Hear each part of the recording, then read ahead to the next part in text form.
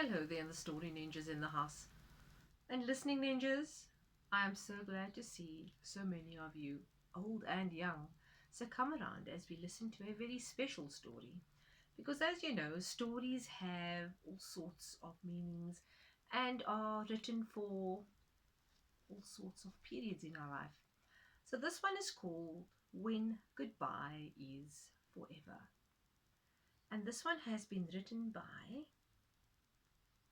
find it, Lois Rock and illustrated by Sheila Moxley.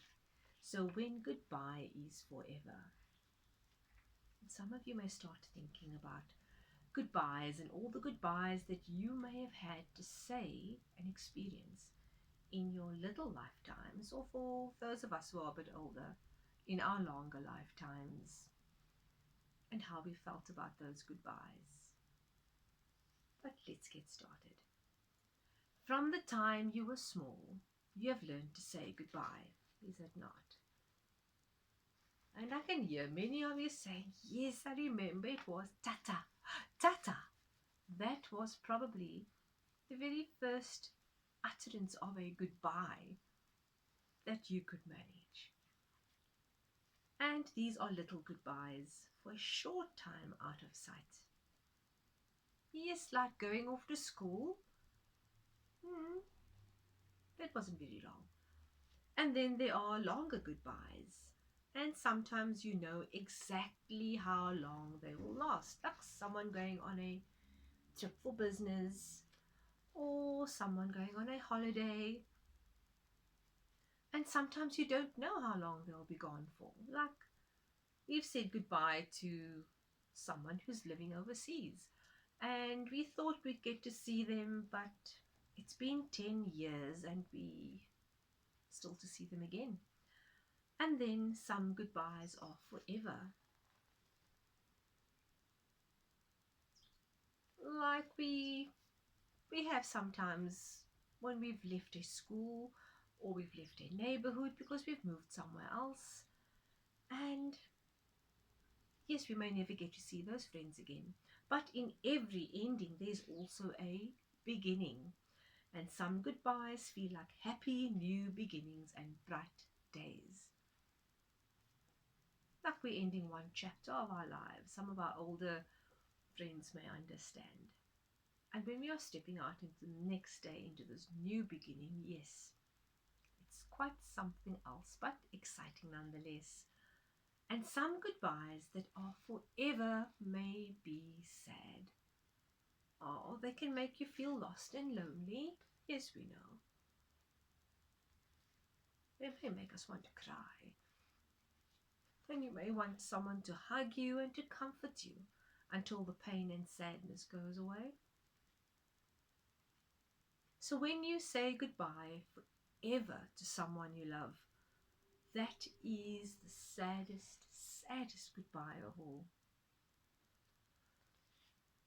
Well, I see many of you understanding exactly what I'm saying and what our book is trying to tell us.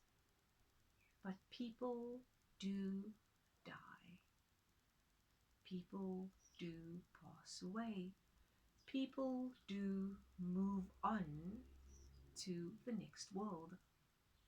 And just as the flowers die, just as the leaves die, just as little creatures die, in the end, everyone must die. Or as we also hear that we return to the earth. So sometimes death comes unexpectedly, like a frost that kills the spring flowers.